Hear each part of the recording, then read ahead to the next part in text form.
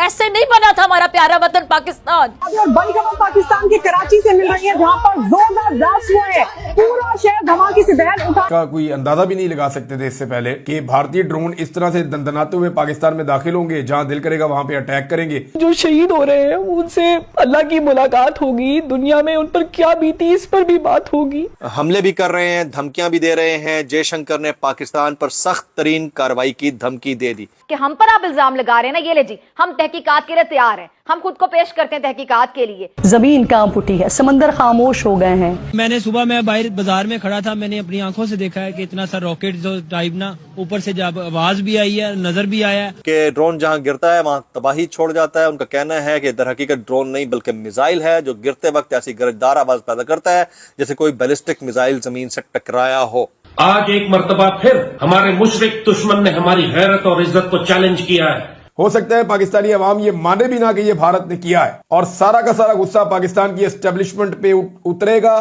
पाकिस्तान में खाना जंगी जैसी सूरत-ए-हाल हो सकती है। कहीं ना कहीं जो है सालिसी की पेशकश होती रहती है, क्योंकि जंग किसी भी मसले का हल नहीं होती। और कैसे बना था पाकिस्तान, याद होना चाहिए आप सब लोगों को, कितनी कुर्बानियां दी हमारे बाउजदाद ने। बल्कि अल्लाह से दरख्वास्त करें कि वो हमारे जैसे कमजोर ईमान वालों को ताकत अता करे, क्योंकि हम भूले हुए हैं। भारत लगातार पाकिस्तान के ऊपर हमलों पर हमले कर रहा है। पाकिस्तान ने अभी तक जिस जवाबी कार्रवाई का वादा किया था कौम से, सहाफियों से, जो कुछ कहा गया था, अभी तक वो वादा पूरा नहीं हुआ। हेलो दोस्तों, नमस्कार। राज न्यूज एमपी में आप सभी का स्वागत। दोस्तों पाकिस्तान ने साबित कर दिया है कि वो लातों का भूत है, बातों से नहीं मानेगा। भारतीय सेना ने पाकिस्तान को सबक सिखाने पाकिस्तान के कई इलाकों में ड्रोन हमलों के जरिए आतंकी ठिकानों को निशाना बनाया। भारत ने पाकिस्तान के लाहौर, सियालकोट, शेखपुरा, नरोवाल, चकवाल और रावलपिंडी जैसे शहरों में हमले किए। सूत्रों के अनुसार इन हमलों में पाकिस्तान का डिफेंस सिस्टम पूरी तरह बर्बाद हो चुका है। दोस्तों भारत के ड्रोन अटैक से अब पाकिस्तान में रोना गाना शुरू हो गया है। पाकिस्तानी मीडिया भारत का हमला देख चीख चीख कर रोता नजर आ रहा है। भारत से पाकिस्तानी अब हाथ जोड़कर माफी मांगते भी नजर आ रहे हैं। भारत ने जो भी लेटेस्ट अटैक किए हैं उनमें उसकी हिम्मत इतनी बढ़ गई है कि लाहौर में, गुजरावाला में, गुजरात में, डिंगा के इलाके में एक ड्रोन गिरा है, सियालकोट में, चकवाल में, जबकि घोटकी में, सिंध में भी जो है वो ड्रोन हमला किया गया है। भारत ने पाकिस्तान के मुख्तलिफ इलाकों में ड्रोन भेजे हैं। ये बड़े साइज का ड्रोन है, इसका साइज लगभग कुछ 6 फुट के करीब बताया जाता है, और ये बॉर्डर क्रॉस करके पाकिस्तान के अंदर दूर तक इलाकों में घुस गए हैं। यानी ड्रोन जो हैं वो सियालकोट को क्रॉस करते हैं, फिर गुजरावाला आ जाते हैं, गुजरावाला को क्रॉस करते हैं, वहां पे धमाके सुने गए बड़े जोरदार किस्म के।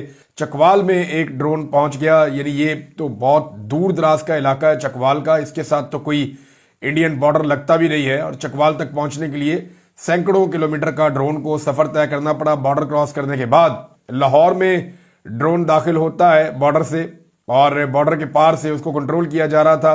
का कोई अंदाजा भी नहीं लगा सकते थे इससे पहले, या तसव्वुर भी नहीं कर सकते थे कि भारतीय ड्रोन इस तरह से दंदनाते हुए पाकिस्तान में दाखिल होंगे, जहां दिल करेगा वहां पे अटैक करेंगे, अपने मिसाइल और अपने रॉकेट फायर करेंगे। और देखिए, ड्रोन एक ऐसी चीज है जिसके अंदर कोई भी पायलट नहीं होता, और ये कोई जहाज की तरह महंगा भी नहीं होता।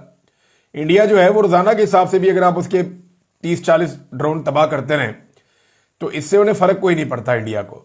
वो इतना पैसे वाला मुल्क है, और ड्रोन जो है वो इतना महंगा होता भी नहीं है।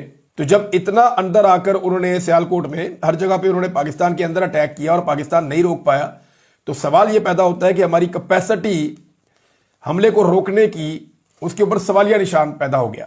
अब भारत, बहुत मुमकिन है कि ये जो भेज रहा है ड्रोन्स, इनके जरिए से वो पाकिस्तान की कैपेसिटी भी चेक कर रहा हो अपने टारगेट्स के साथ साथ, कि पाकिस्तान हमें कहां तक रोक सकता है और कहां पाकिस्तान हमें नहीं रोक सकता। पाकिस्तान का वजीर आजम जो है वो मुबारकबादें दे रहा था कौम को, आर्मी चीफ को, बाकी सबको, कि जनाब बहुत मुबारक हो, आपने चांदनी रात कर दी। अब वो दिन के टाइम हमला करने के आए हैं, तो इस दिन के टाइम में आप क्या कहेंगे शहबाज शरीफ साहब?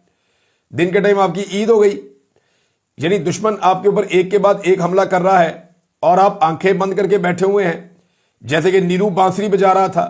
ये सूरत हाल है शहबाज शरीफ साहब की और इनकी हुकूमत की, और एस्टेब्लिशमेंट भी ऐसा लगता है कि बुखलाई हुई है, वरना अभी तक उन्हें वापस जवाबी हमला करना चाहिए था। दुनिया का प्रेशर बढ़ता चला जाएगा जितना पाकिस्तान ताखीर करेगा। पाकिस्तान को टाइमली भारत को जवाबी हमले का जवाब देना चाहिए था, लेकिन अभी तक जवाब नहीं दिएगा। ये पाकिस्तानी अवाम का गुस्सा भारत के ऊपर नहीं जाएगा। हो सकता है पाकिस्तानी अवाम ये माने भी ना कि ये भारत ने किया है, और सारा का सारा गुस्सा पाकिस्तान की एस्टेब्लिशमेंट पे उतरेगा। पाकिस्तान में खाना जंगी जैसी सूरत-ए-हाल हो सकती है। हमले भी कर रहे हैं, धमकियां भी दे रहे हैं। जयशंकर ने पाकिस्तान पर सख्त तरीन कार्रवाई की धमकी दे दी। ये जयशंकर ने क्या बोला है, ये जरा सुनिएगा। If there are military attacks on us, there should be no doubt that it will be met with a very, very firm response. कि वो दोबारा से अटैक कर सकते हैं पाकिस्तान के ऊपर। अब ये हालात हैं, इसमें इन हालात के अंदर हम क्या कर रहे हैं मैं आपको बता देता हूँ। आपको पता ही है कि जब PSL होता है तो गाना रिलीज होता है, फिर IPL होता है तो भी गाना रिलीज होता है, फिर फुटबॉल वर्ल्ड कप होता है तो भी गाना रिलीज होता है, क्रिकेट वर्ल्ड कप होता है तो भी गाना रिलीज होता है। हमने इस रिवायत को बरकरार रखा हुआ है, और खुदा न खास्ता हम किसी इस तरह की सिचुएशन में जाते हैं जहां हमें शदीद तरीन रिटेलिएशन से जवाब देना पड़े, तो उससे पहले एक अदद गाना रिलीज हो चुका है अल्हम्दुलिल्लाह। पाकिस्तानियों के जज्बात की अक्कासी करता नया मिली नगमा मेरा इश्क पाकिस्तान रिलीज कर दिया गया है। हालांकि पाकिस्तानियों के जज्बातियत की जो अक्कासी है वो ये है कि इतने सारे ड्रोन्स पाकिस्तान की एयर स्पेस के अंदर एंटर कैसे हुए, इतने सारे मिसाइल 72 घंटे पहले पाकिस्तान की एयर स्पेस की जो लिमिटेशंस है उसको क्रॉस करते हुए पाकिस्तान के अंदर कैसे पहुंचे। जब आप जंग में जाते हैं ना, तो जंग में आप अकेले सिर्फ आपकी फौज नहीं जा रही होती, जंग में आपकी पूरी की पूरी अवाम, रियासत, उनकी अमलाक, कॉरपोरेट, स्टॉक सब जा रहा होता है, इकॉनमी जा रही होती है। तो उस सूरत में जब आप जंग में जा रहे होते हैं तो आपको इक्तदार के मनसब पर वो बंदा चाहिए होता है जिसके पीछे 25 करोड़ अवाम खड़ी हो। तो असल जो पाकिस्तान का इस वक्त वजीर आजम है वो अडियाला जेल के अंदर बैठा है, जिस सबसे बड़ा प्रॉब्लम है। उनकी सिक्योरिटी के भी अपनी जगह पर कंसर्न्स हैं। बहुत सारे लोग एक और कॉन्स्पिरेसी बयान कर रहे हैं कि पता नहीं क्या है कि इमरान खान साहब इस सारी सिचुएशन में अडियाला को ना टारगेट करने की कोशिश की जाए इंडिया की जानिब से। मौजूदा जंगी सूरत हाल को मद्देनजर रखते हुए पंजाब के तमाम तालीमी इदारे 2 रोज के लिए बंद कर दिए गए। जुम्मे और हफ्ते को तमाम तालीमी इदारे बंद रहेंगे। इसके अलावा फिर अमरीकी सफारत खाने ने पाकिस्तान में मौजूद अमरीकी शहरियों को फौरी पाकिस्तान छोड़ने की हिदायत कर दी है। जफरवाल में भी भारतीय ड्रोन्स गिरकर तबाह हुए हैं। भारत के ओछे हथकंडों पर भरपूर जवाबी कार्रवाइयां जारी रखने का फैसला किया गया। इजलास के अंदर वज़ीर आज़म की ज़ेर सदारत आला सिविल और मिलिट्री क़यादत के सिक्योरिटी इजलास में यह फैसला किया गया है।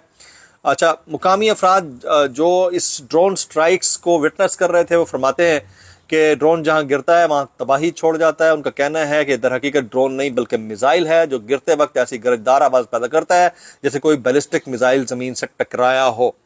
तो ये वाली सिचुएशन है। इस सिचुएशन के अंदर जो हालात बने हैं वो मैंने आपके साथ शेयर करने थे। अभी बैरिस्टर उमैर नियाज़ी कौमी असम्बली में खिताब कर रहे थे। वो कहते हैं ये जंग है जो हमें बतौर कौम लड़नी पड़ेगी, मगर इस जंग को लड़ने के लिए आप ABC बुलाएं और इसमें इमरान खान को बुलाएं।